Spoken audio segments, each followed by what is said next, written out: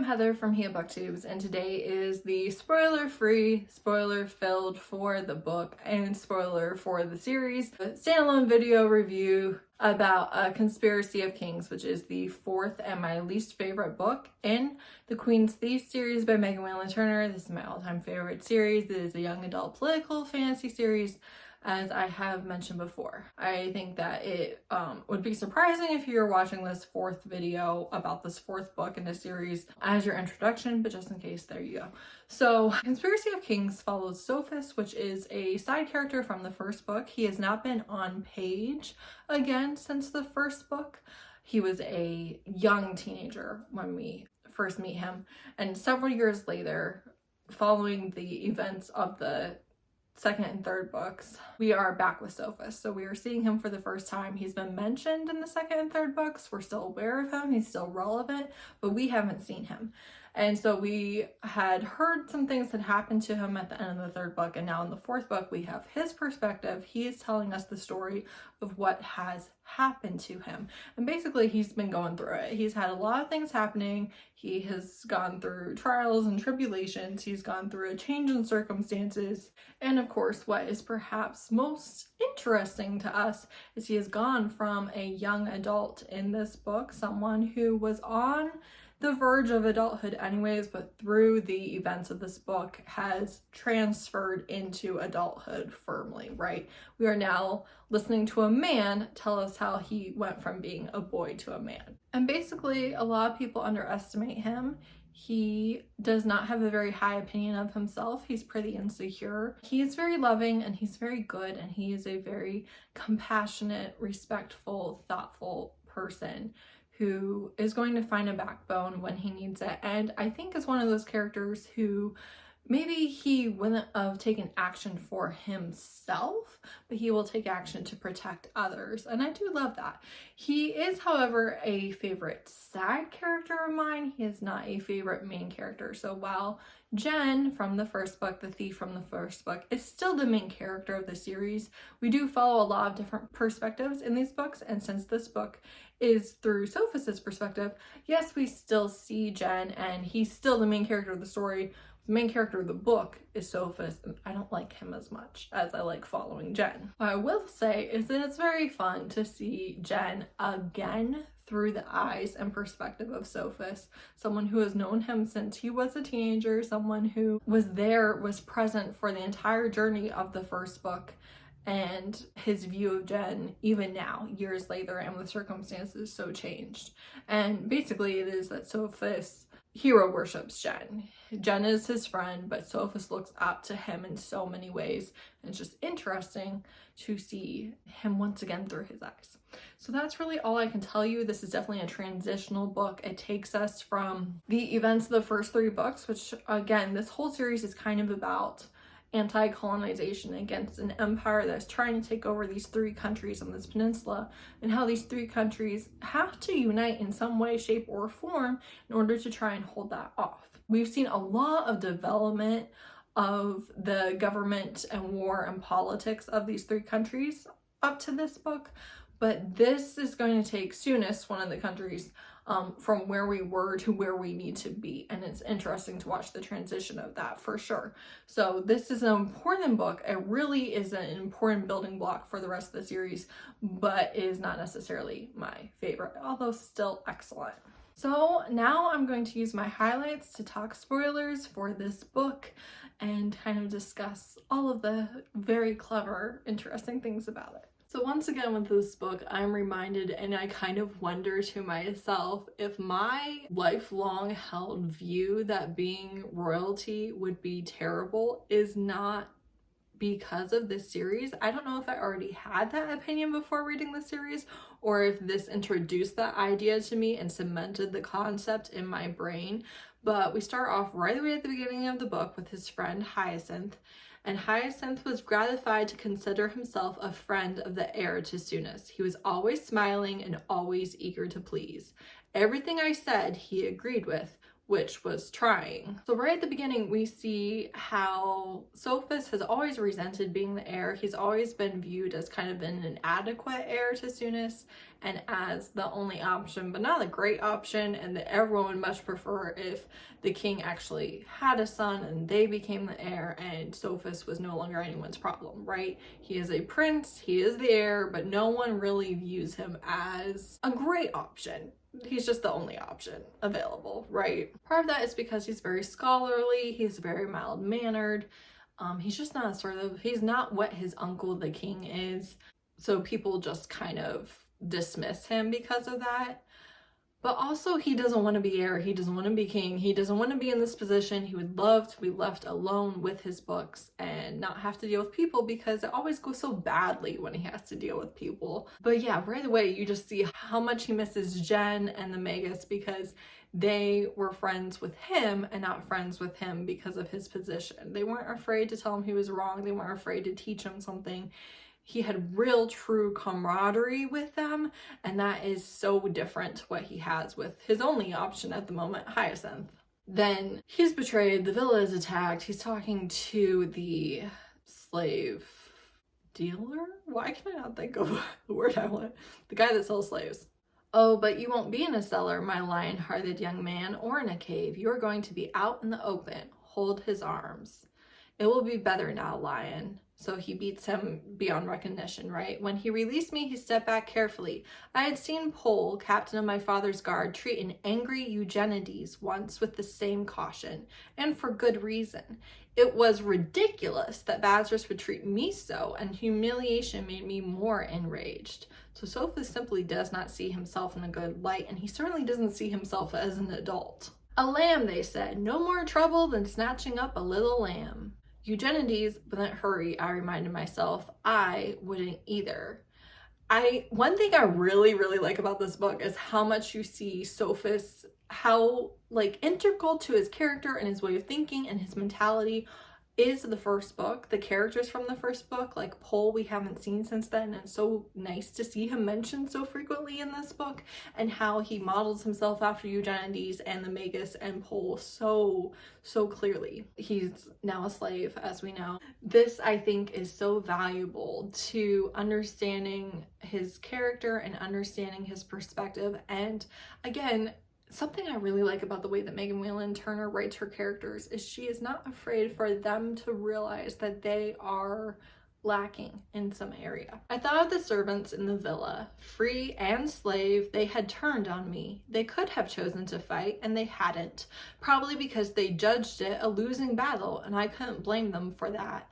They had seen me in desultory practice with a sword or reading poetry. They'd seen me whimpering after my tutor switched my hands. It was no wonder they thought they would be asking for their own deaths by following me. So they had made their choice and died of it anyway. I don't know if we would have won the fight in the villa if they had stood with me. I know that it was my fault that they didn't try.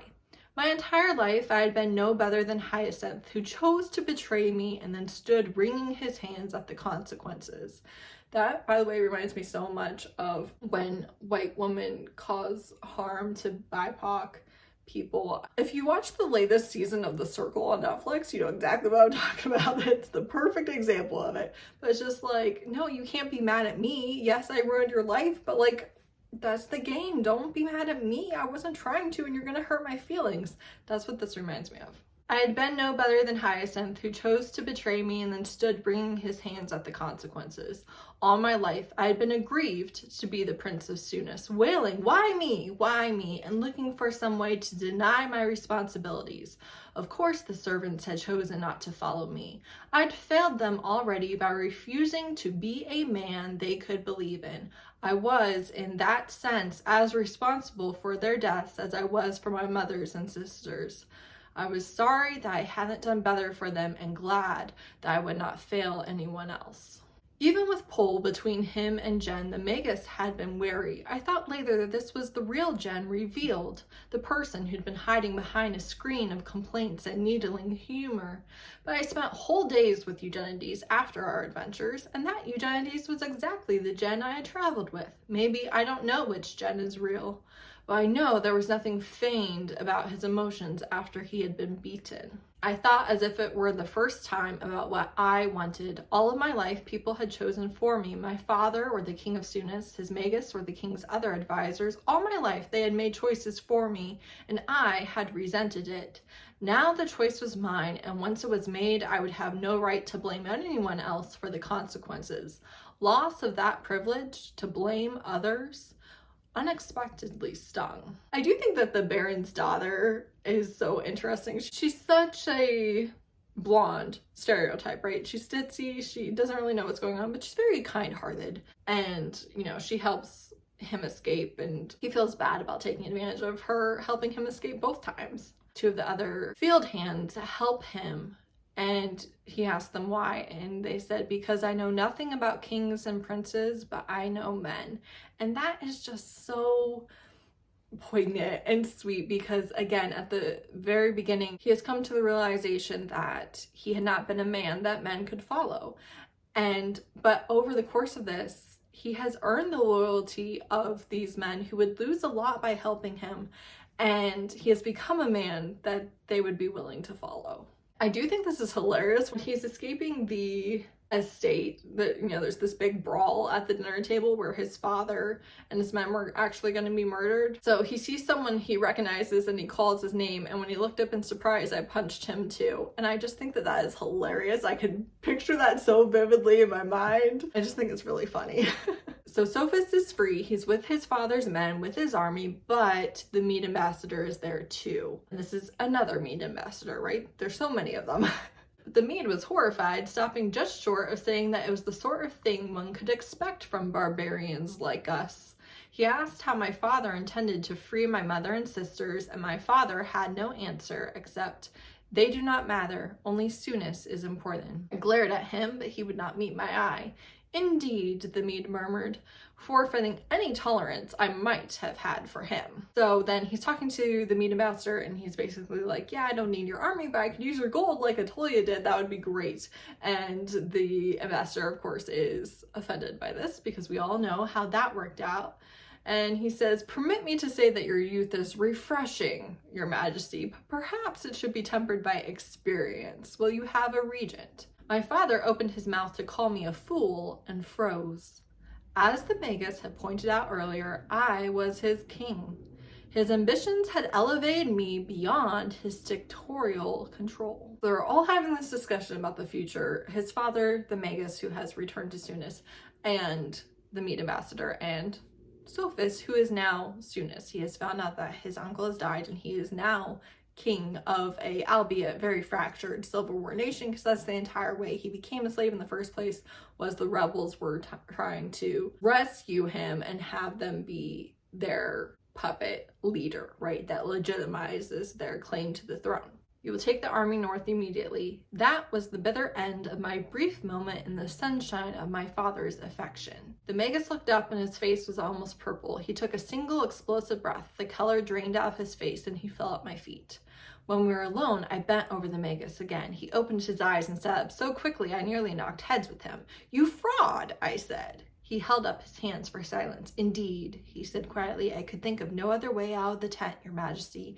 We must get you out of the camp immediately.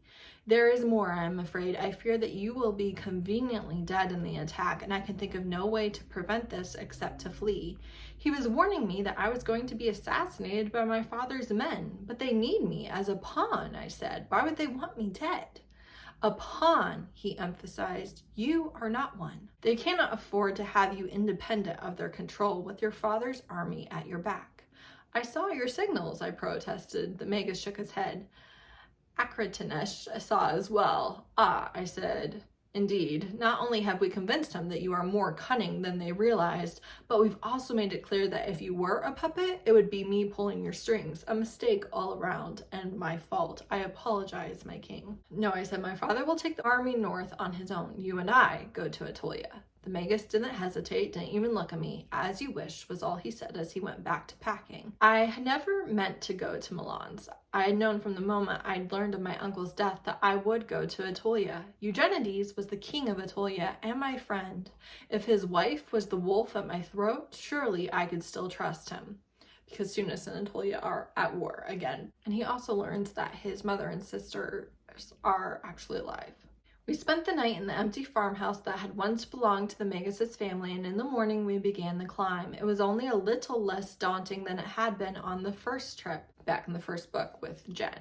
I was stronger than I had been, and the handholds seemed closer together than they had been before, but still it was hard going, and I was tired out by the end of the first day. In the evening, at a tiny cook fire, looking at the climb that waited for us in the morning, the Magus said thoughtfully, "That lying little monster complained about everything, the food, the horses, the blankets, the company. He even found fault with the stories I told by the fire, but I cannot recall that he ever once complained about the climbing." "So many things are obvious in retrospect, aren't they?" I said. Magus looked at me seriously, and then he smiled. Indeed. I knew it was Atolia I needed to make peace with. Edis had mercenaries who might help me win back my state. Atolia had the gold. Everything, it seemed, depended on gold. So he makes it to Atolia. A moment of polite silence as she opened her mouth to speak. Jen, who had been silent throughout, sat up and laid his hand across hers. I could hear the Atolians sucking in their breaths. Atolia slipped her hand away, but she sat back in her chair and nodded a deferral to her king. Then, as you well know, Eugenides looked me in the eyes as if I were a complete stranger and said, "The simplest way to end a war is to admit you have lost it." The silence after that was not polite. I came upstairs to these rooms where I told the Magus and the guards to wait in the anteroom as I did not want his company or anyone else's. That seems to have meant very little though, because no sooner did I close the door than it opened again. You came in, you took one look at me, and you laughed. The Queen of Edis protested. "I did not laugh," she said. "You did," Souness said. "You are laughing still." She did not think he realized how fierce his appearance had become. Though his smile had changed, his easy blushes remained. She did not know how to put into words the relief it was to see him safe, and so the feelings escaped as another laugh. Still smiling, she defended the Atolians. "They are guards," she said. "They could not deny a queen." Souness returned her smile and conceded, "No, and neither can I. You asked to hear the story of events that brought me here, and I have given it to you, so I'm sure anyone would give you anything you asked." So then we find out that they had been corresponding with each other. The king ended up finding out his uncle when he was alive, and that was why he had been exiled to that villa in the first place. And Sophos had proposed to the Queen of Edis, but she had not been able to give him a response yet. So despite not being able to see each other for the last several years, they have continued to get to know one another through letters. And obviously through their mutual acquaintances, Jen and the Magus. That look on Jen's face, does he think I am a fool, that I came to Atolia instead of Milan's because I was naive? Did he think I was asking him to give me soldiers and gold to fight a war as a personal favor? I came here on my knees to offer him Souness, and he looks at me as if I were my uncle and grabs it out of my hands. "Jen is a bastard," said the King of Souness. "And instead I find that Attalus demands a complete surrender to depose me from my throne and disenfranchise my patroni." "He did not say that," said Edis. "You were there, you heard him," Souness asked. "He said I should admit my defeat. You heard his voice and saw his face. What else could he mean?" "Would you give up being Souness?" Edis asked, too casually. "Would you allow your country to become just another part of Atolia?" Souness's eyes narrowed. "No," he said. He needed you to know that he meant to take Souness whether you offered it or not. He would have taken it from your uncle. "I can see that," said Souness. "Did he think I didn't know it? The King of Atolia is a bastard, but an honest one. I came here to offer my allegiance. I came because I trusted him, so why does he make me think I should not?" Edis sighed. "Maybe, Sophos, because he is an idiot. I cannot speak for him otherwise, but Sophos, I know he is your friend. So he sends you to ask me to forgive him." Edis was silent. Eugenides did not expect to be forgiven. "Well, of course I will forgive him. What choice do I have?" "I will forgive him," he said more calmly, "because I have heard him scream when someone pulled a sword out of him that could have just as easily gone into me.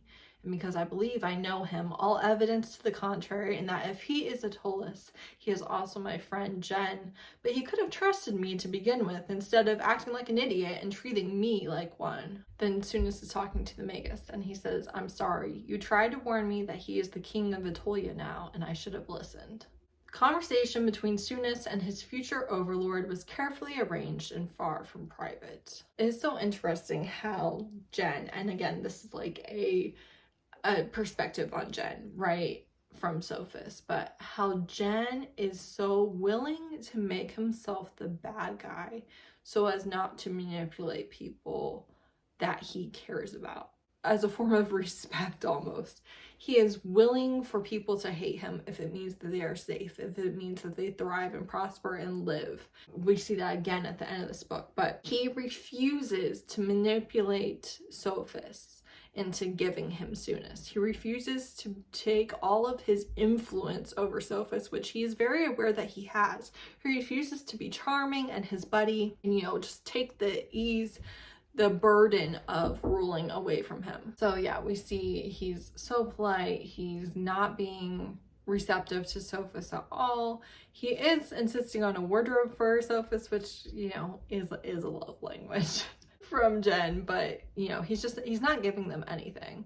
Sophos is willing to give him his loyalty anyways, despite Jen pushing him away. This is after yet another very awkward conversation. My king, said the Magus hesitantly, and Sonis waved him to speak. I believe we must go forward with the understanding that Atolus's responsibility as king will outweigh his affections as a man. But that does not mean that I doubt his friendship, or that I believe his friendship is unimportant. On the contrary, no treaty, no matter how cleverly worded, will hold without it. Sonis threw up his hands. Tell him that. Atolia remained as intimidating as ever, cool and beautiful, with never a word that was unkind or one that was kind either. She was a wellspring of information that had, as far as Sonis ever found, no end. She spoke freely about the organization of her army and the entire way that she has held and maintained power while being queen, which, as we know, is not something that she would give him without respect and care. But she's not an openly affectionate person at all. She's not a cruel person either, but she is very standoffish, right? He's talking about how he's supposed to be treating with Atolus, but all my conversations seem to be with his queen. Edis nodded. Jen leaves the reins in Atolia's hands, which is not what either I or Atolia recommended, but wisely he ignored us both. Wisely, smiling, Edis said, he hasn't the temperament. He gets angry. She only ever gets angry with him. He proved me wrong, either because he can see what we can't, or just because he demands the world conform to his own desires. I'm never sure which it is that he does. She is slow to trust. What need is there for her to trust me? Sonis asked, surprised. Am I not the one exposing my neck to the wolf? Oh, I hope you haven't said that to her, Edis said, laughing. Indeed, I am not that brave, Sonis admitted. Edis did not say what she was thinking, that Sophos held Jen's heart in his hand, that he was one of very few people who could destroy the king of Atolia, and that Atolia knew that. I cannot crush a rebellion with so few men, Sonis protested. Sonis looked at Atolia, and she only stared back. No doubt she had overcome her own rebels with 10 men and a penknife, which I personally think is hilarious because that's pretty much how Atolia took her country. You cannot risk being seen as the head of an Atolian invasion. We do not have the troops to send in any case, but as a matter of strategy, overwhelming force will make you less king, not more. The conversation was stilted and awkward. Only as the interview was ending did Eugenides say directly, you must be king. You cannot be anyone's puppet if we are to have a chance against the Mede. I'll do what I can, said Sonis stiffly. Eugenides asked him about the clothes, and he mentions that the pockets are sewn on the inside and that they're much too deep and narrow to be of any use. And Eugenides shrugged one shoulder. I sometimes find them useful, he said into his wine cup. Well, said Sonis, perhaps I will too. Thank you. Be blessed in your endeavors, said Eugenides, using the universal Edesian phrase for please and thank you and you're welcome.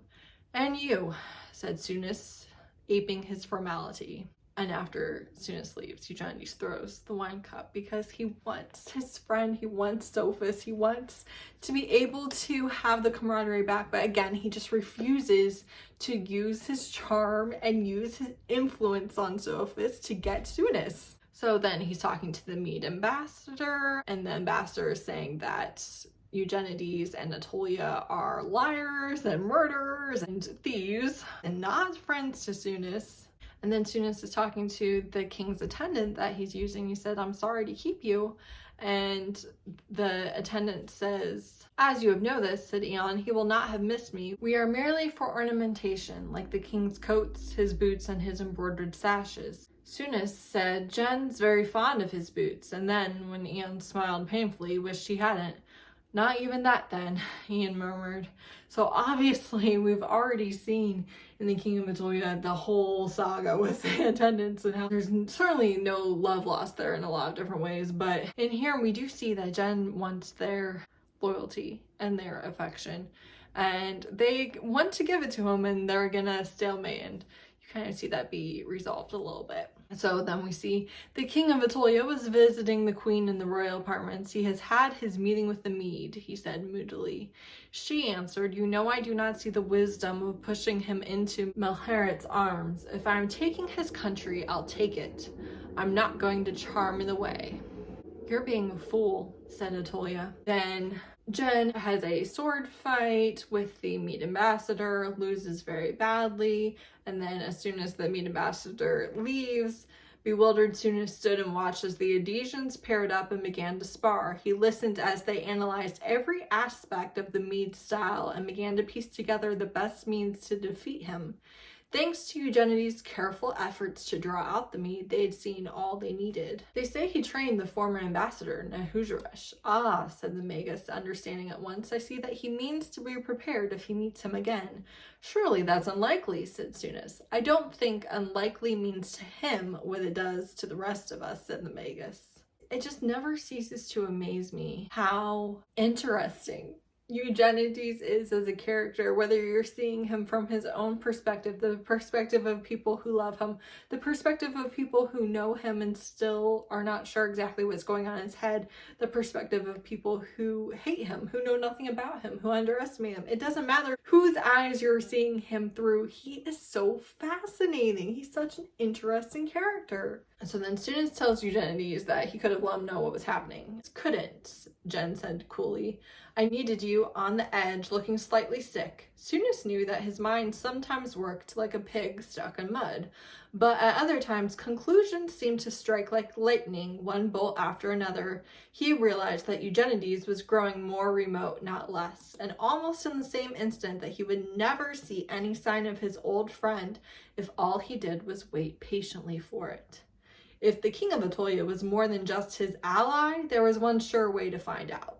He stuffed the bread into his mouth and dropped his practice sword. He slid one foot around Eugenides' ankle and using both hands, as well as his greater mass, he sent him flying.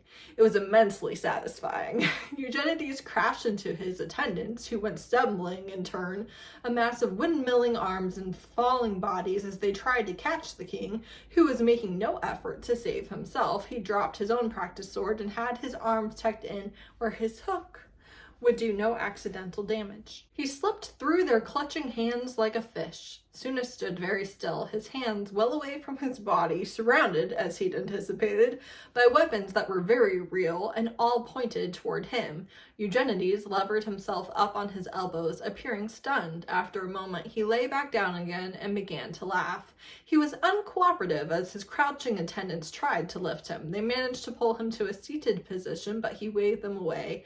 With a nod, he dismissed the swords back to their sheaths. "Just what makes you think you can get away with that?" he asked the young man, standing over him with a "butter won't melt in my mouth" expression incongruous on his scarred face. "I am Sophos," his friend answered, and offered a hand to help him up.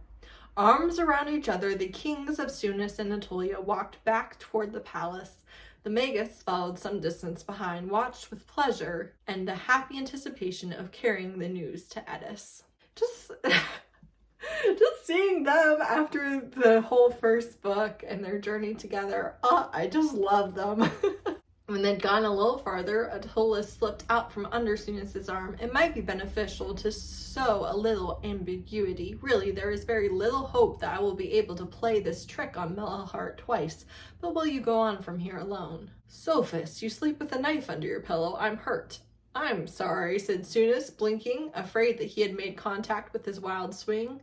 I was joking. Wake up the rest of the way, would you? Jen, it's the middle of the night. I know, said the King of Atolia. Don't you trust my palace security? Yes, of course, Sophos said, trying to think of some other reason besides mistrust to sleep with a knife.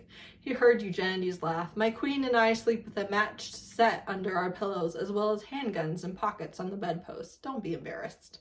This is another particular entry in the series where it's so interesting how the author switches between their title, Sophos, Atolia, Atolus, Edis, and their name, Sophos, Jen, Helen, Irene. Sophos followed Jen through Atolia's palace as he had once followed him through the much grimmer stronghold of her fortress. This time they were not escaping prisoners, but Sophos had to remind himself of that because there was more than a hint of escape. Did you love her then? No, said Jen. He remembered meeting Edis and the first time she had smiled. Or do you not know? I know exactly. I was hiding in a takima bush in the Queen's garden, watching the older son of the Baron Arondites tell Atolia that he loved her. He was trying to propose a marriage, and she thought he was talking about a poem he was writing. I was laughing like a very quiet fiend, trying not to make the branches around me shake, and then, between one heartbeat and the next, and to my complete surprise, it wasn't funny anymore. He rubbed his chest as if at a remembered pain. I wanted to kill him. Once she was gone, I very nearly jumped out of the bush onto his head. Poor Dite. Poor Eugenides, thought Sophos, to fall in love with a woman he had already made into an enemy. When Jen had complained earlier that evening that Petrus, the palace physician, should stop fussing over him like a worried old woman, Atolia had asked archly, and me as well. When you stop fussing, Jen had said, slipping to his knees beside her couch, I will sleep with 2 knives under my pillow. Atolia had looked down at him and said sharply, don't be ridiculous. Only when Eugenides laughed had Sophos realized her implication. If she ever turned against Eugenides, a second knife wouldn't save him. Enemies to lover supremacy. I love them. I love them, Your Honor. They are one of my all-time favorite couples. You know, they were just one of my favorite couples for the longest time before I ever read romance. Oh, I just love them. If we have one of their ambassadors, the Medes in turn have one of ours, said Atolia. They're talking about what the Mede is doing and how, you know, the greater powers, the other side of the alliance, won't do anything without proof that the Mede is trying to take over their peninsula. And by the time they have proof, it will probably be too late, right? Indeed, said Atolia, and we pray that no one on this little peninsula of ours will offer them the foothold for free, which your rebels may be doing as we speak. You need to find your most significant adversary, and you need to destroy him, annihilate him, root and branch. If you can capture him alive and have him publicly gaunched, so much the better. They met Atolia's gaze, but offered her no support. Her chin up, Atolia said, you think I'm overly harsh. You inherited your throne free and clear, and you, she turned to Jen, said, you married into yours. And she basically tells Edis and Jen that Sophos' situation has very little in common with either one of theirs and more in common with hers, and he needs to listen to her advice. Then this is at dinner. He's trying to take meat from Eugenides. I seem to remember stealing your oatmeal, said the former thief of Edis, but it didn't have sand in it. Sand, said Sophos, taken aback. Sand, and if my queen notices, she will have someone flayed. Atolia was looking their way. Sophos hastily dropped his eyes to his plate. Jen was relaxed against the back of his chair, entirely at his ease. There is still someone in the kitchen who adores the queen, dislikes Edesians, and hates me, he said. She just hasn't met you, I'm sure. She has, actually, said the king of Atolia. Atolia's eyebrows were descending as she scrutinized the king. She looked from the platter to his face and back again. She looked at Sophos. Eugenides sighed and reached for the lamb. To allay her suspicions, he was going to have to eat some of it. Let me fall on that blade for you, said Sophos, and served himself. You are a prince among men, said Eugenides. A king, Sophos corrected, as he eats his sandy food. The friendships, I love friendships. I love platonic friendships. I love friends that would die for each other and there's no romantic entanglement there. They're just friends. I love that. I feel like I never have enough of it in books, but when you get the really, really good ones, they are so meaningful. So he's going back to take his country. He accepts a parting gift from Atolia. It's a dueling pistol, a king's weapon. It's gold, it has engraving on it, and the letters say, "The Queen made me." Underneath the pistol, there's a tab, and he is going to open it, but Jen stops him and says, "You have heard my queen's advice. My gift is below. Would you wait to see it until you have decided what you will do with hers?" So he leaves, and Edis suddenly has the lightning bolt realization that she doesn't just care about Sophos. She's not just planning on marrying Sophos. She's in love with him, and she was completely unaware. She did not realize this up to this point, and he's just marched off to war in front of her eyes. And she didn't tell him, and she didn't say anything like really meaningful as a goodbye. And now he's gone and he might die, and what is she gonna do? "Not I," said Jen quietly, "the Magus. I thought you knew that you loved him. The two of you have been like magnets drawing ever nearer to each other since you met." But the Magus was concerned. He thought the grief of leave-taking might surprise you. "I feel very stupid." She leaned back into his embrace. "I will look forward to hearing of your future adventures." She shook her head in disgust and sniffed. Should have had something better to say, something more appropriate. He couldn't disagree. Souness had clearly hoped for some message of her affection to carry with him. "You could write him a letter," he said. "A fast horse will catch him before he reaches the pass." "It's not a letter I want to send after him," she said. "It's 1,500 crossbowmen and 1,000 pikes."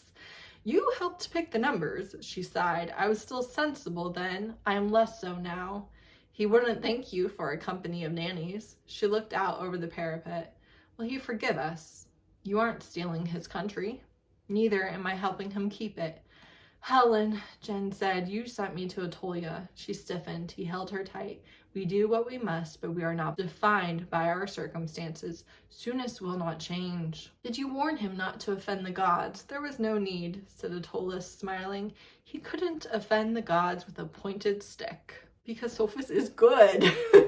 He's the best of all of them in a lot of different ways. "Your letter reached me before we got to the pass, and I read it over and over until I had it by heart."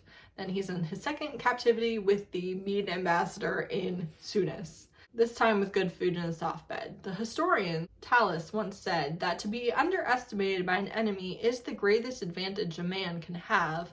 Presumably is true for women as well. If he had lost his hostages, he would hardly want me to know. This is talking about his sister and mother, right? "I'd watched Akrantenesh." Forgive me the pronunciations, okay? Let me live. "Underestimate the queens of Atolia and Edis, and I wouldn't do the same to Ina." So then they are there for the meeting to crown him king or to give him a regent, and there is the way that the acoustics are. And if you stand in a certain spot, you can whisper and be heard in all of the seats because it is intended for actors, right? With no sound system. And then the steward greets him because he's king, but he's the ambassador's prisoner, so, you know, he's not like King is real fishy over here. "He welcomed me in exactly the words I had heard him use to my uncle. Well, I listened for the contempt I was afraid I would hear in his voice. I was looking to see some sign that they despised me, and not seeing it, I was convincing myself that I was blind." And then Sophos sees Bazarus, the slave dealer that took him in the first place. "I was unexpectedly pleased to see the familiar ugly face." And then he's meeting with his barons, and one baron in particular appears to be expecting a large reward, and he is looking at the Mead ambassador. It's clear who's pulling the strings, right? Now it's time to be crowned king, albeit a puppet king. The night before, I had finally opened the lower compartment of Atolia's pistol case, dreading what I might discover, whatever alternative Eugenides had urged me to find that I could not.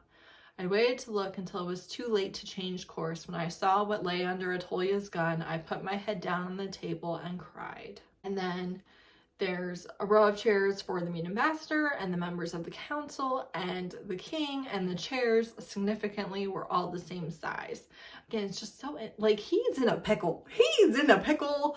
And how is he gonna get out of this? They intend for him to be a figurehead, and he's trying to figure out a way to keep Sophos from being the thing that the Medes use to take over the peninsula, and he doesn't have any of the things he needs to make that happen, but he's gonna try anyways, right? I said exactly what I had wanted to say all along, because I knew that nothing I said was going to make any difference anyway. Then they vote, and they overwhelmingly vote for regent, although a few people voted king, including his father. Most voted for regent. Did you think they would make you king? He said contemptuously. This is the mead ambassador. His voice was quiet, but he'd forgotten, or perhaps never knew, about the acoustics. His every word was audible, even to the men in the highest seats, and I watched them as a single organism recoil. No, I said, turning, not on the first vote. I put my left hand into the open front of my coat to the pockets sewn inside, the pockets that were almost useless. Anything you put in them would slip to the bottom and be out of reach. Anything except the long-barreled handgun that Atolia had given me. It fit perfectly. Again, back to when Eugenides was giving him all these clothes. I lifted it out of the pocket, directed it almost without looking, and then he shoots the Baron that is the ringleader of undermining him. In the shocked, silent aftermath, I said, we'll give them a second chance. Pulls out Jen's gift, which is a second gun that says, I make the king. And he points this at the mead ambassador. And of course, he can't harm the ambassador. Diplomatic immunity, all this stuff, right? He's really not supposed to do anything to the ambassador. Looking at Akron's tenacious, startled face down the long barrel of the handgun, I smiled until I felt the scar tissue tighten, that one expression I never showed him. His diplomatic mask dissolved and he backed away. In Atolia, I had been in front of a mirror at last, and I understood what made them look at me like that. He has all the scar tissue around his mouth from the beating, and he no longer has a full smile, and drags his face askew, giving me the leer of a man who never had a moment of self-doubt, who never regretted a life lost. I'd worried that I wouldn't have the nerve to carry this off, but in the moment it was easy. Seeing Akrontinesh recoil, I laughed out loud. I'd fired on Henoctos with my left hand. I'd known exactly where he was. I had wanted to find a better way than shooting an unarmed man. I had wanted my barons to choose me, to believe in me, and because they believed in my ideals as I did. But that wasn't the choice I had before me, and I'd already decided that I would make them follow me any way I could. I would not stand by and let them be lost to the Mede or to Milan's or to an endless civil war where they would never be free of bloodshed until the whole country was stripped bare. They want his uncle, and he looks like his uncle when he smiles and stuff. I would show him to them, and I would take Atolia's advice, because if I identified my enemy and destroyed him, Sophos would be safe. As one baron after another had voted for a regent, Comenius had watched me, but his brother had looked to Henoctos. And then the mead ambassador says, did you not just days ago lecture me about the sacred truce? With my fingers still through the trigger guard of the spent pistol, I lifted my left palm upward to the sky to see if lightning struck me down. When none did, I smiled again. You will have to assume the gods are on my side. I am an ambassador, Tesh warned me. You cannot shoot. I don't mean to. I reassured him, still smiling. I adopted his soothing tones. Indeed, you are the only man I won't shoot, but if I aimed at anyone else, it might give others a dangerously mistaken sense of their own safety. We will have another vote. They elected me Sophos. It was unanimous. Well, said the ambassador, we will see then, won't we? He threw open the doors, revealing soldiers armed with crossbows. He turned back to me, shouting, kill! I shot him too. Had he been aware, Arachnitish would have been disappointed to see his assassins spitted with quarrels fired from behind me before they themselves could get off a single shot. There was no end of people breaking sacred truces. Someone shouted from the terrace seats, long live the Lion of Sophos, and the amphitheater roared with approval. So right at the beginning, they called him Lion, and now he's the Lion of Sophos. But it turns out that the mead ambassador had brought an army, a much larger army, and had landed it. Malicious son of a bitch, I thought. Over my dead body am I discussing anything with you? Yes, I said, I'll come right up whenever you're ready. 10,000! The arrogant bastard led into 10,000 men in my port, mine! Souness has been elected king. He has his father's armies. He kind of has the barons, but he knows there are a bunch of people that he's staying with, that his nobles. He knows a lot of them knew about the Mede having the army, right? And so he's talking once again to the daughter that was naive and ditzy and had helped him escape, and who has come to him and said that, you know, they told her that he was going to marry her and she has to, and then they won't be mad at her anymore. He's like, yeah, I'm not marrying you. But he says, but you're going to be okay. No one's going to yell at you anymore. Tell me again, who said you were going to be queen? My mother. A word, Lady Hanaktia. So he had killed her husband, the head of the rebellion, right? That's who he killed after the first vote. He's talking to her. She is a force to be reckoned with in her own right, which again, he does not underestimate women. He respects them, and I love that.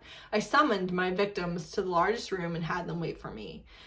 Bazarus, the slave guy, sitting to one side of me, and Hanaktia on the other, as terrifying as any sphinx from a fireside story. I was well on my way to knowing what to do with my barons, and they were well on their way toward full cooperation. Now we're at the battle, right? All the 10,000 men of the Mede fighting force were trapped behind their own front line. I should be humble, but I'm not. I was delighted. Atolus, I gasped to my father, he sent more men. It was madness for their general to commit all his forces on such a road, and I can only think that he fatally underestimated me. Perhaps he too had been listening to the Mede ambassador in Aetolia. The Medes had tried to break away and drive for the capital road, only to find that pass blocked by Hanaktos' army. Hanaktia is a woman of iron and had taken me at my word when I said that there would be a remedy for all transgressions. She had left the safety of Elisa and ridden herself to her late husband's soldiers to rally them to fight against the Medes. There were more meetings confirming my impression that talking is the most important thing a king does. We arrived in the great court of the Edesian palace. My father dropped from his horse almost before the animal had stopped moving and strode oblivious through 6 layers of a ceremonial reception to take my mother in his arms. I stared, remembering his words after we'd escaped Hanaktos, as I watched him lift her off the ground, watched her wrap her arms around him and lay her head on his shoulder. It was apparent that I had misunderstood what he meant when he said that only I was important. Our parents' behavior seemed to be no surprise to either Ina or Eurydice, his sisters. My mother waited. I finally gave up and closed the book. I broke the truce at Elisa, and I shot an unarmed man. I shot the ambassador. I cost the lives of her soldiers and Aetolia's as well as my own, and my hands are covered in blood. What if Eddis thinks there was a better way? What if she is glad she has not already agreed to marry me? And what if she wants nothing to do with me now? My mother said, very reasonably, you can't hide from someone in her own palace. If you don't go to Aetolia, she will come here. Your questions, you know I am not the one to answer them. She was as right as ever, and so I have come to the Queen of Eddis to ask her for answers. Did you think I would change my mind? I failed to persuade my barons, and I fell back on violence and murder. You made your choice, said Eddis. I did. I hope you understand why I cannot back away from it, even if I condemn you for it, as you condemned Nominus. Even then, said Souness. Sophos, said Eddis sadly, I sent my thief to Aetolia, and when she had maimed him, and knowing the risk, I sent him back. I have started a war of my own, sent my cousins to die, taken food from the mouths of widows and children to feed my army. She took his hand. We are not philosophers, we are sovereigns. The rules that govern our behavior are not the rules for other men, and our honor, I think, is a different thing entirely. So then Eddis basically says she wants to marry him, but that is complicated by many things that she needs to tell him first, but she doesn't get the chance to tell him these things. Dun dun dun, foreshadowing. So he goes to swear loyalty to Eugenides. He's back. He's the conquering hero. He has his country. He's the king of Souness. He's here to swear his loyalty. Eschewing ceremony, Eugenides said, you shot the ambassador? You gave me the gun, protested Souness. I didn't mean for you to shoot an ambassador with it, Eugenides told him. Oh, how our carefully laid plans go astray, murmured the Magus. You shut up, said Jen, laughing. Souness swore his personal loyalty and his obedience to Atolus. Stepping back, Souness said, congratulate me, my king. I am to be married. I would not see your loyalty divided between myself and your wife. There is an easy answer, though, if she is also sworn to me. No, said Sonis, swallowing misery whole, she is not. Edis and Sonis were alone. I misspoke. I am sorry. I swear I did not know that he meant to do this, or I would not have engaged you in a promise to be immediately broken. It need not be broken, said Edis. He held himself as if he were in pain, and she cursed herself for hurting him, but she had not considered that the ceremony would slip from its careful script.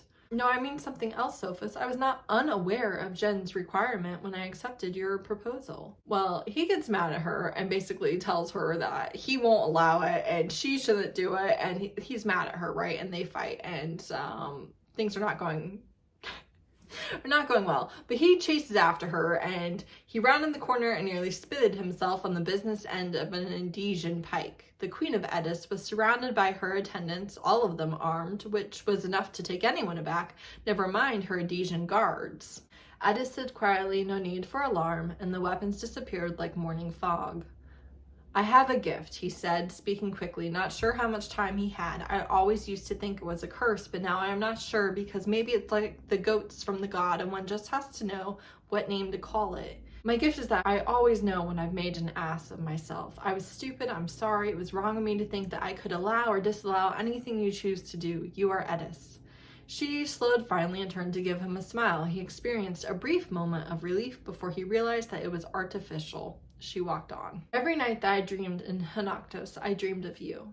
I'm sorry, I should have had more faith in you. I understand why you are angry with me, because I disappointed you. And also, we don't all throw things when we are angry. I understand that now too, but we all make mistakes, Helen, he said again. All of us. And I really think you will regret it if this one time you could forgive me and you don't. And then they walk into Atolia's library. You have not seen it before, said Edis. I did not think you had, or you would have recognized it. Jen made sure no meetings were held here.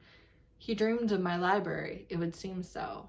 I broke the truce of Elisa, he said, wild-eyed. Pay your fine, she said reassuringly. Had you offended them, you would know by now. My tutor, Moira, I think. She is nearest to mortals. I dreamed of you, Edda said, and I dream of the sacred mountain exploding. He did not take her in his arms so much as he offered them to her, and when she moved into this embrace, he held her tightly.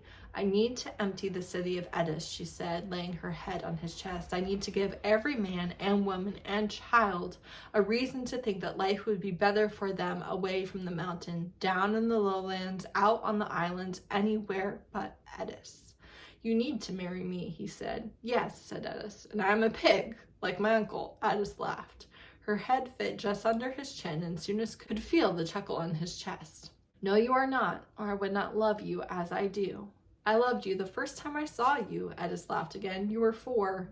My brothers made you cry. Are you certain that you want to be my wife? Absolutely, said Edis quietly, eternally certain. Does Jen know about the sacred mountain? What does he dream? They aren't dreams to him. I believe that the veil for him is always thin and that he walks through it. So Sophos has just found out that the gods are real. There's a great deal I don't know, he said seriously, and not just about the gods.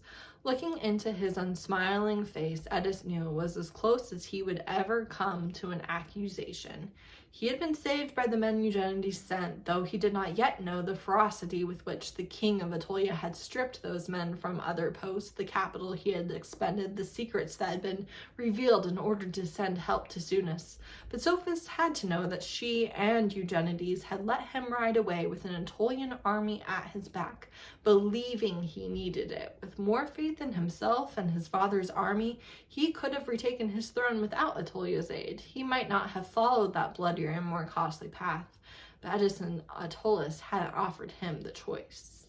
But you will tell me everything now and forever. Okay, now Sonis is talking to Eugenides. Why didn't you tell me to take Atolia's advice from the beginning? I thought you should figure it out. What you learn for yourself, you will know forever, said Eugenides. Pole used to say that, said Sonis, surprised. I learned it from him. I just wish to my God that I had his patience for the process, said Eugenides. Won't Edis's people resent her decision, he asked. They won't be angry at you, Eugenides told him. They will be angry at me. They love Edis too much to desert her, and she has in many ways prepared them for this. Soonest lifted his feet onto the footstool. How angry will they be with you? He asked. Very, said Eugenides. I'm trying not to think about it. So once again, we see Eugenides is the man chosen by the gods to unite the peninsula, to keep their people free, and he's going to have to be the bad guy in so many different ways, and he is willing to do it for the people that he loves, whether they despise him or not. That's it for the spoilers for this book. Quick, brief spoiler for the series is coming up next. But this is the only spoiler that's really relevant to the rest of the series, and this is the setup for the next book, basically, right? We would like to know where the Mede Emperor is gathering his army, his navy, Atolia said. Remember, there's rumors that he is, but there's no proof that he has this navy at all. That tells you everything that you need to know. And that's it. That is the end of A Conspiracy of Kings, my least favorite book. Clearly still enjoyable though, still so many great lines, still such a clever understanding of human nature and relationships. Brilliant in every aspect. I really hope, this is like my third video of the day, I really hope my phone saves all these. All right, great.